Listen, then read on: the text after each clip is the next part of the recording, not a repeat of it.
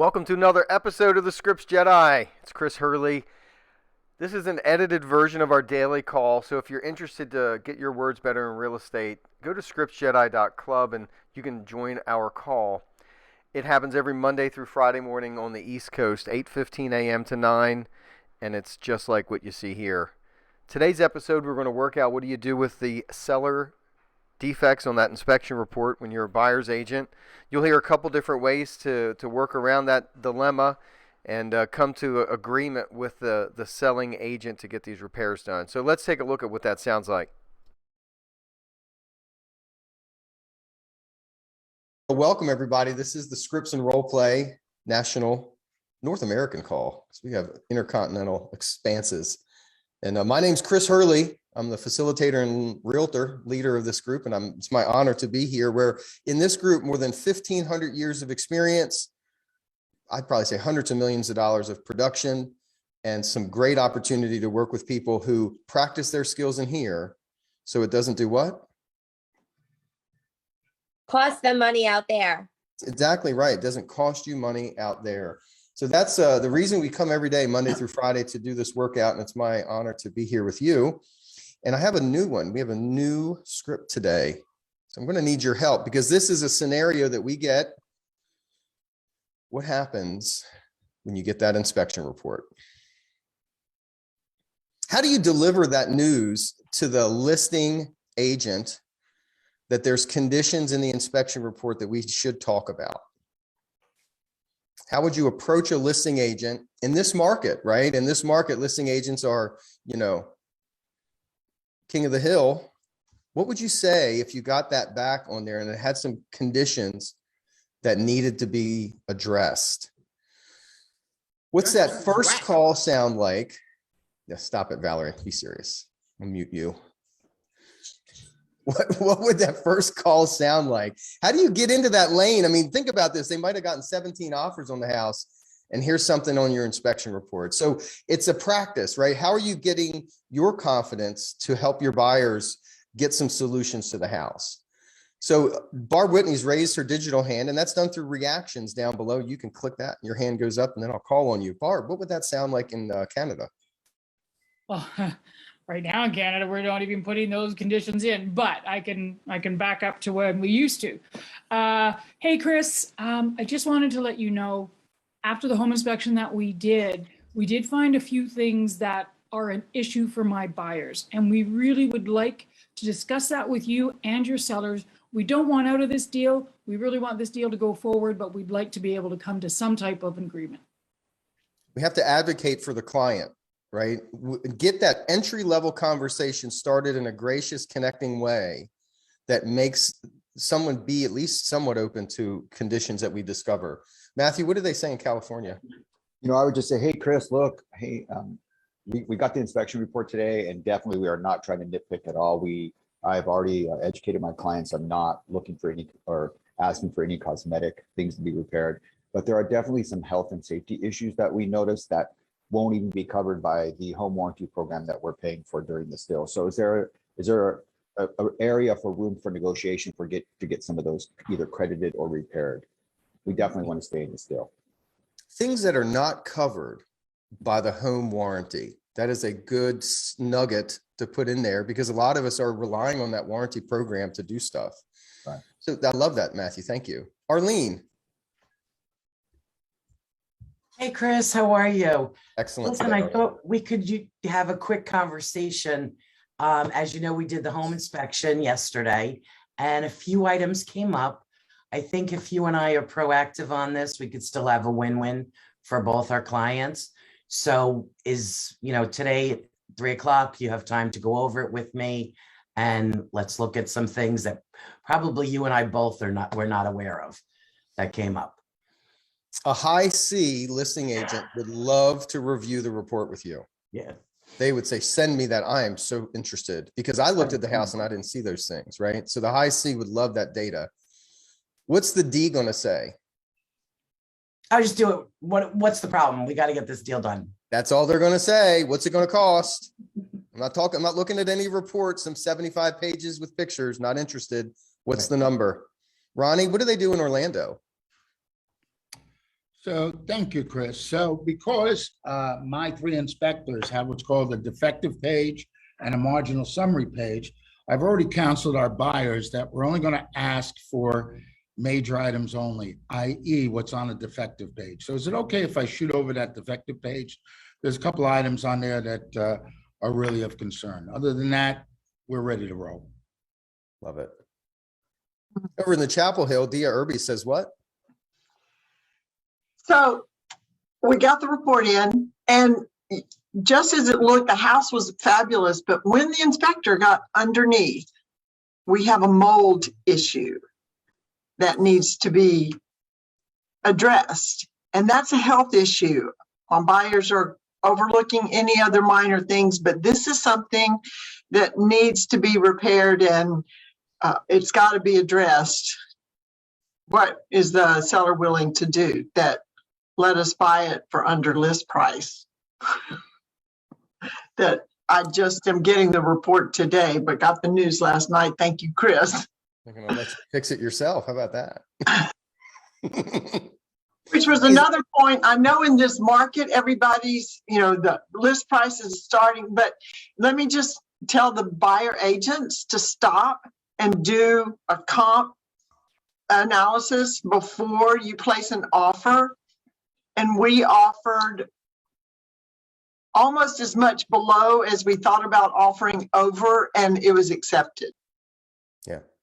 So do your homework. Do your homework. Hey, is that Donna Gilbert? It still plays. Thank you for that. So Chris, we got the inspection report back. I've already talked to my clients. If you can pop your email open right now, you'll see the 3 items that we've provided solutions for. If you could take a minute, let's go through it now. My high D likes that, Donna. Right? Me too. I don't like 85 pages. Can you read the summary narrative? No. Is there a bullet point version that I can look at? Julie Hess, what do they say in Hershey, PA? Well, I'm going to say what I just recently said. Hey, Chris, we got the inspection back. Our clients are still loving the home. It's an amazing home. And yet we did find that the windows do have some issues. In fact, some of them are actually coming away from the home, and some of them are actually, most of them are non-functional. So what I'm going to do is I'm just going to send that part over to you. And I've already called 3 companies, and I'm going to go get some estimates. And like I said, we're still in this, and yet let me get some estimates. And as soon as I get those, we can put our heads together and see how we can move forward. Julie's trying to head me off. That's my conclusion, but I give you props for bringing that one up. Yeah, you don't work with buy. Oh, go ahead. I'm sorry, Julie. We negotiated $35,000. That's how bad they were. Gorgeous homes, $600,000 home, but the windows. So yeah, and we closed last week, but $35,000 we negotiated off. Wow. So he doesn't work with buyers, but he'll pretend. Ian. Thank you, Chris. So we got the inspection report back, and there are some items that need to be fixed, whether your seller sells the home or decides to keep the home. And we ran across a few of those in the inspection report. Can we find some common ground on these items? Like that? Common ground agreement. We're brokering stuff, right? We're bringing people together. Conditions are going to be present in every kind of structure. What are the conditions that you have to unpack? Hey, Ken, I got this inspection report back, and there was a couple things on it that the buyers had concern with. I went ahead and I had a couple trades come out and go through the house with us that day, and they produced a couple estimates. Can you present to the sellers an opportunity to cure these conditions, and we can get the closing quickly? Yes, we can do that. If you just mind forwarding those over to us, let me go over that with my client, and we'll get a cost estimate together too, and we'll come up with some solutions. If you listen to the way Donna said it, she sent the email, confirmed it was in the inbox, was really concise, getting to a decision. Julie referenced bringing in trades to validate some of the conditions, because we all know inspectors are there to protect us or protect the client. And sometimes the things that they discover are repair or maintenance issues that feel very concerning to them. And so if we get the trade that's going to put in a GFCI outlet because there's a safety concern with a $7 outlet, we can have that put in rather affordably and cure all those electrical hazards that are in the house because of defective bathroom GFI. These are conditions that the sellers are going to have to cure regardless of who buys it. Yeah, I heard And that. would they want to go back on the market to attract another buyer with a disclosed condition of blank? Or do they want to work on curing the condition today with this buyer and just moving forward with the process? What do you think So would then be more? Uh-huh. So give them the options instead of just leaving it open-ended. You know, like Resale, do you want to do A, B, or C, or just open it up to them? Like, what can we do to make this work? Because how are my buyers supposed to live in a house with windows that don't work? And we should be Chris, confident to advocate for our buyer clients, right? Even though we've got tough markets here, competitive markets, sellers still feel compelled in many cases to convey a house legitimately. They're not trying to lipstick a pig. If you really told them there's a bad roof, they don't want to sell a bad roof to somebody. They know they've got to deal with these things. So these are the conditions that we have to bring up to them. Right, but maybe the takeaway is seed it with warmth and professionalism. Be confident, practice it here. You're going to get a buyer client that's going to get an inspection report. You should practice calling another realtor and beginning that conversation. And if you're a listing agent, be a good role play partner on this. Maybe be firm. Maybe use things like, dude, I got 15 other people looking to buy this house. I'm not being drugged through the mud for 1,000 little things. They'll say that to you. And this go away to breakout rooms today and to work on your lines to call people and introduce concerns about the home inspection. So double thumbs up. We'll come back with golden bumper sticker nuggets. Click on that button and go to your room if you're invited. We'll see you on the other side.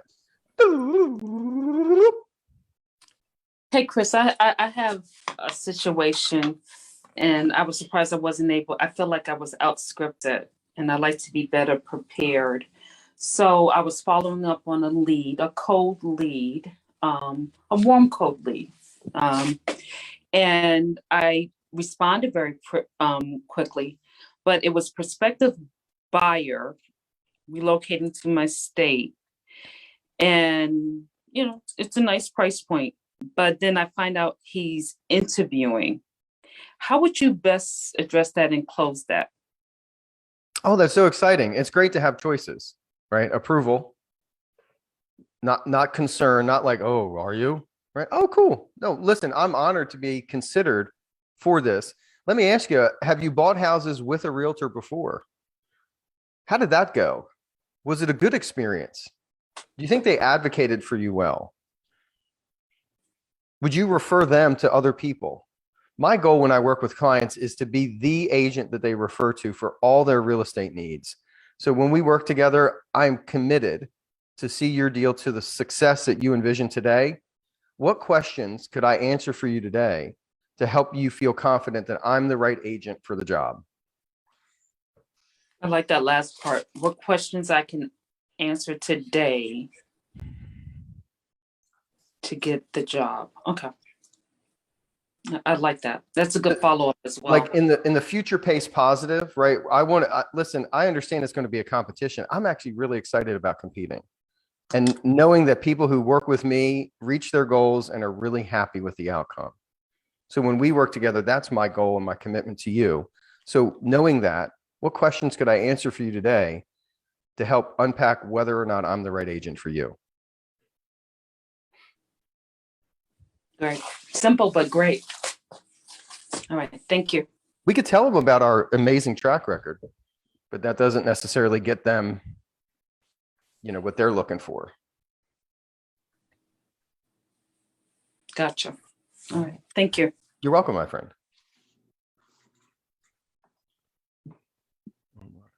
Anybody else? Chris, sorry, I was in the breakout room all by myself, so I decided to come back. It happens. There's 74 people in this room, so. Okay. I had a situation where a client of mine referred me to, gave me a referral. And when I called those people up, they were like, oh, no, we already have an agent with whom we are like, you know, we signed up. But it kind of felt as though she was trying to avoid me rather than, because she couldn't say no to her friend who referred me. So in such situation, what is it that you can do? Because I did ask her, did you sign a representation agreement? And she said, yes, but the yes did seem like she was not being honest. Like, So you could say, are you sure? Sometimes people they think the disclosure about agency is the same as appointment for agency. So did you sign one that has an appointment agreement with a certain time frame in mind? okay. Like when would it end? So if you don't achieve your goals by the end of that, would you be open to looking at other plans to find your home this year? Okay. Yeah, So, this she was a seller, actually a listing agreement. So yeah. So you have it's the paper part of it is the listing agreement. And Mhm. that's what we're looking to do with them. And it has dates on it. okay. Right. And that's, you know, if we're doing all those things, we'll look at those dates and we'll say, oh, okay. Well, it expires in August. So if you don't win by August, would you look at a different plan? Hello, ABC Real Estate. Chris, it's Mark Wohlers. How are you? Oh, hey, Mark. Hey, listen, I got the inspection report back, and you know, we're so close to the finish line right now, but there are a couple things that we need to address that my clients were concerned about, and one being the water heater. It's on its very last leg. There's actually been a leak that it seems like they tried to repair it, had someone come out there and repair it, and it just seems like if we get over this final hurdle, you know, it'd be clear to close. You know, obviously my clients love the home. We paid above asking price. There's no appraisal contingency, so you know, we get through this last hurdle, you know, we'll meet at the closing table. I don't know, man. Well, my guys are so tight on these numbers. Do you think this is going to be a deal breaker? You know, I don't know. I mean, they feel like if they're overpaying, not overpaying for the house, but if they're paying more than your client had initially asked for, then, you know, it's not a huge request to get in there and, you know, get that water heater fixed when they get in. When they get in, you know, they got a million things to do. They're going to repaint the house and, you know, redo the flooring, and it's just one less thing that they can get off their list. Well, we put that big warranty package in there. I mean, it's like a $900 warranty. Can't we just let that be the insurance policy that gives them confidence that it'll be fixed if it breaks? Yeah, I just, you know, I mean, this is what they came back with me. This is their biggest thing that that's on their mind. And yeah, I mean, I can go back with them, but they're really adamant about trying to get this done. I mean, I don't know if there's a way that you can go to your client and just see if they can just take care of this before we get to closing. Then we can, you know, just, you know, wait till that closing date and meet there and shake hands and, you know, be on our merry way. So do you think I could present this to them? Yes, Mark, I could present it to them, but I can't guarantee anything. I understand. I mean, that's all I'm asking, you know, and maybe there's some common ground in the middle somewhere. But, you know, my clients wanted this addressed, you know, it's the only thing that on their list there, and there were other items, but this is one of their big things that they wanted me to see if I can take care of. You know, I'm just trying to get a win for them since, you know, they did waive the appraisal. They are paying above asking price. It was a real quick due diligence. We had to get our inspector there as quickly as possible. And they just feel like, hey, you know, I just want to fight for my client, get them a win, get us past the closing table. Shouldn't be more than $1,000. That, yeah, I'll present it, Mark. But again, I can't guarantee anything, but I'll see what I can do. All right, Chris, I appreciate it. All right, where'd I mess up? Did I mess up? No, it's good. I would just the ask, like I did your question. You got to a point where enough information was conveyed. And as a broker for the seller, we have a certain line where it's just like, okay, I'll ask. Okay. So you might as well get to a point and say, can you just ask? Okay. Can you just see if they can do the water heater? I mean, I'll send you the report. I'll send you the estimate we had put together for it. It's really simple. It'll be so easy and we can just head to closing. Would you mind asking for me, please? It would mean a lot. Okay. And then, I mean, because they'll bluster up to a point where they're just like, fine, I'll ask. It's not my house. Right. And in my tummy, because I've been in this industry for a long time, all of these conditions about appraisal waiver over list price, it's really unusual to hear those things, but it's the market that we're in, right? I mean, it's the market, right? You've got to understand how to compete in this market. And true, you are paying over and sometimes getting an appraisal waiver. Chris, can I chime in? Yes, birthday boy. Thank you. I'm on my way to an appointment. You know, the other aspect of it is what's it going to cost the buyer to pull out of this contract or pull out of this property if this doesn't come together, and what's the cost to doing another inspection on the next property they buy? So if there are no contingencies now that can be waived, it's really down to the parties. Yeah.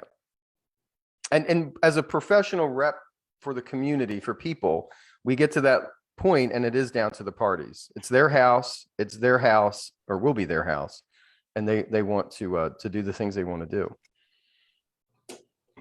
I also caution about paying for any repairs because there's court cases where attorneys have asked the witness, well, you paid for the repair of the threshold. Where does your limit of liability end? Well, we've got a pool heater now that costs $5,000. So what's the line? Yes. It's better to pay for a home warranty than pay for an actual repair.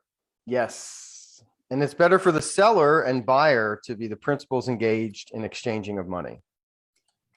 Once you've stepped into that assumption of investment, you then could be, like Mark said, involved in a lot of different things outside of the initial thing you started thinking about. So thank you, Mark.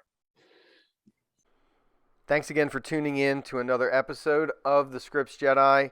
Remember, you can always join us Monday through Friday mornings, 8:15 to 9 at scriptsjedi.club. Also, if you need any assistance in your business, virtual assistant help or training, Scripts Jedi always has some training coming up just around the corner that can help you get to the level you need to in your business.